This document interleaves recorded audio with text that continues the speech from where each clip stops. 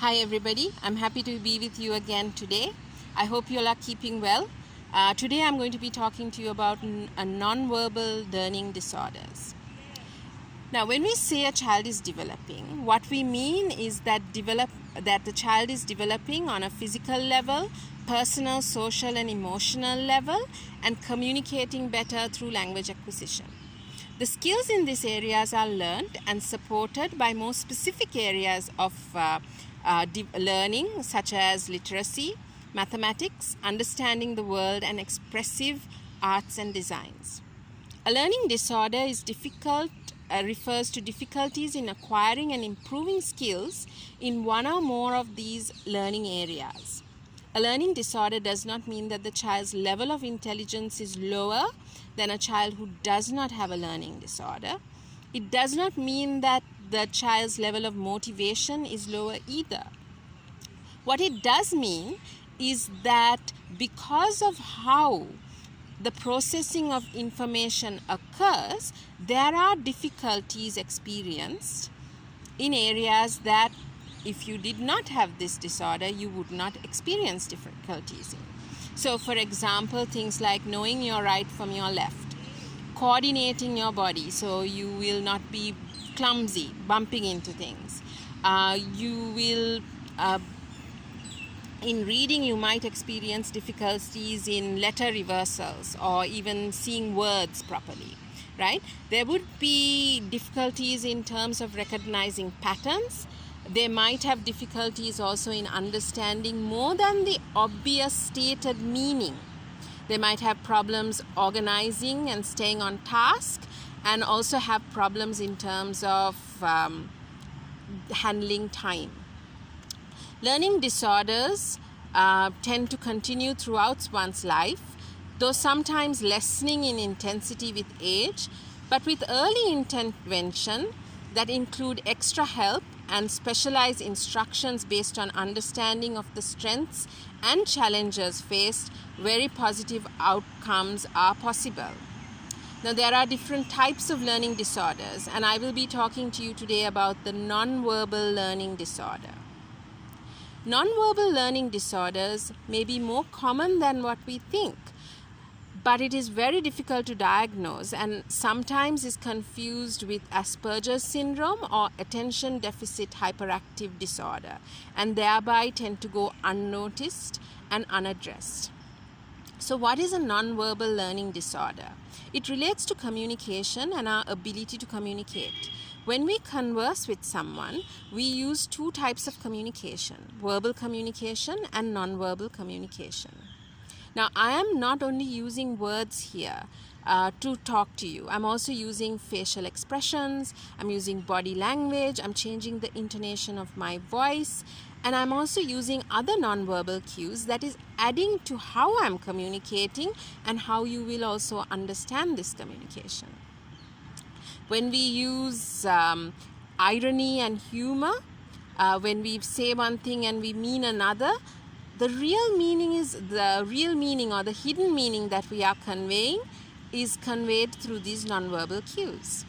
Nonverbal communication is so important that scientists estimate that we use it about 93% of the time, though this has been disputed.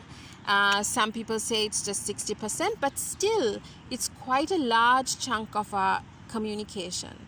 You could see this when we write. Nonverbal cues come out through punctuation. When we use social media, this is even more evident because we use the smileys and emojis a lot to convey this meaning, these feelings that we convey through our facial expressions. So what happens if you do not understand these nonverbal cues? Can you imagine the confusion you would feel in a conversation? For example, when I ask a question, I'm reliant on nonverbal communication to convey it is a question. The change in intonation of my voice, I would say, "Are you there?" And you can't recognize this difference. Therefore, you don't know it is a question that you have to respond to. Further, even things like emotion are conveyed in this way. Right? So if you know that I'm smiling, the type of smile that I convey will also tell you what I am feeling, and you would be able to respond to this better. So non-verbal learning disorder affects both boys and girls equally. There's evidence that it tends to run in families. We do know that it affects the right hemisphere of the brain, and mostly works with things through like physical coordination, social interaction, problem solving, organizing thoughts, and planning. Non-learning disorders affects much more than just not understanding non-verbal cues. There's a lot of anxiety that comes with not understanding non-verbal cues, and a lot of ways in which we compensate for this. So what kind of symptoms would you tend to see? One thing to keep in mind is, while I'm going to give you some common symptoms, they tend to vary from person to person a lot. Right? So one thing is, there would be trouble recognizing nonverbal cues. We've discussed this. You will also see is that quite early, much earlier than normal, you would see language and speech acquisition, and they would be very, very strong on language skills. So you would see that they tend to dominate conversations. This is a way in which they don't have to they can mask misunderstandings of the other person communicating. You would see a lot of clumsiness because of the poor coordination. You will see poor fine motor skills. So the way they manipulate their fingers, you would see problems here. There will be a tendency to ask questions a lot, and you would see even that questions are repeated sometimes. You will see there's a lot of visual and spatial difficulties. So they will be bumping into things. They will be unable to gauge distance, read maps. There will be difficulty coping with change. And when they are instructed on tasks, it would be very problematic for them to follow multiple steps of instructions to complete a task. They will have difficulties seeing the big picture of things.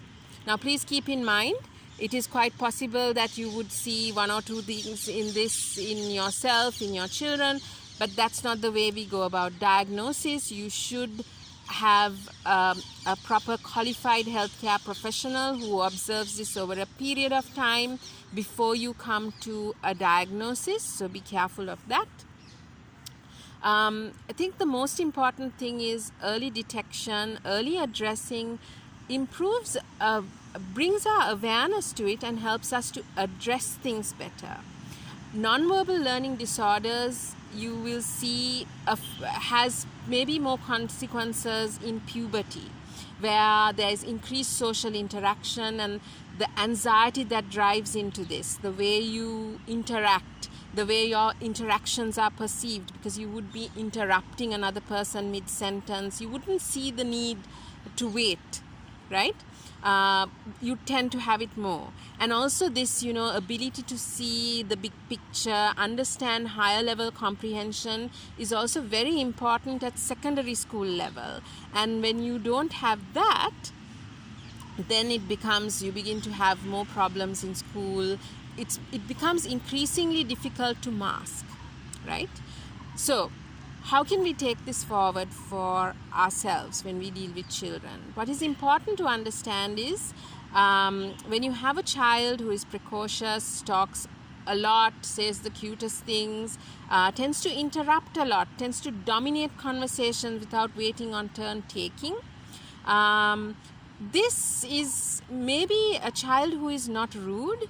Maybe the child does have processing difficulties that has some appearance of non-verbal learning disorders, and we can give him that or her that understanding and time that child needs to have new strategies to learn these skills, right? And always helping a child with gentleness and kindness, and also getting the help the child needs in time helps a lot better, right? So with that, I will take your leave. Thank you very much. I hope this was helpful to you.